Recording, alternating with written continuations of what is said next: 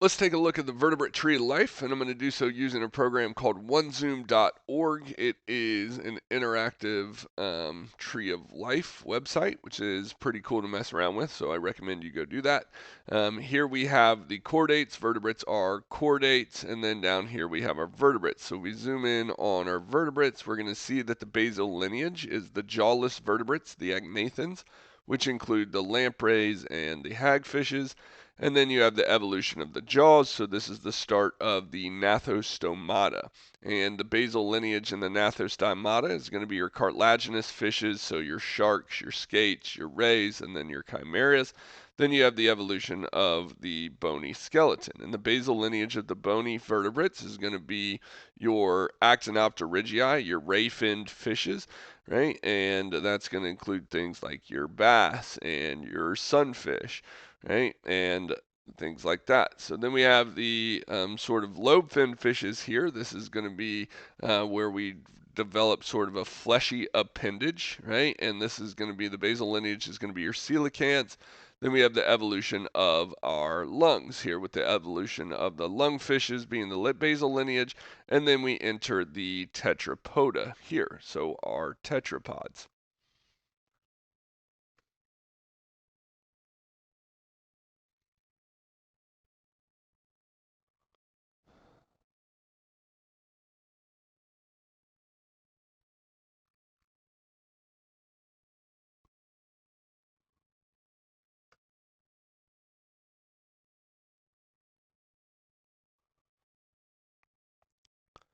So here we have the tetrapods, and we can zoom in on the tetrapods. And the basal lineage of the tetrapods is going to be the amphibians.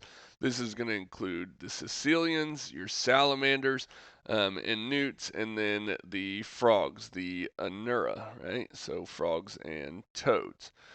Then we have the evolution of the amnion. This allowed things to move away from water. So we have our amniotes, right? And notice that the basal lineage here is mammals. This throws people off a little bit because books like to put mammals clear up at the top, but mammals sort of evolved down here at the basal lineage of the amniotes. Then you have the sort of sauropods, and this is your reptilian lineage, right, all together. And if we sort of zoom in here, we have the birds, turtles, and crocodilians. Here we have birds, right? And then sister to birds are the crocodilians. The crocodilians and the birds together make up a clade known as the Archosauromorpha. And then turtles are basal to that Archosauromorpha.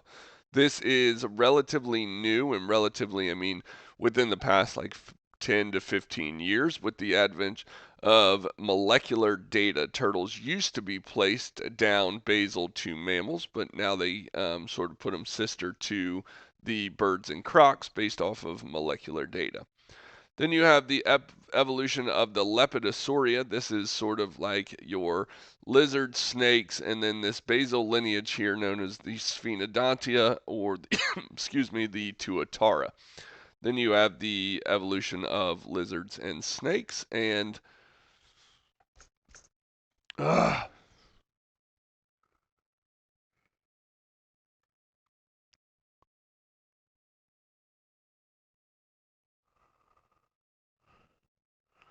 so here we have the Lepidosauria, right? And this is going to include lizards, snakes, and this basal lineage here known as Sphenodontia, which is really the Tuatara.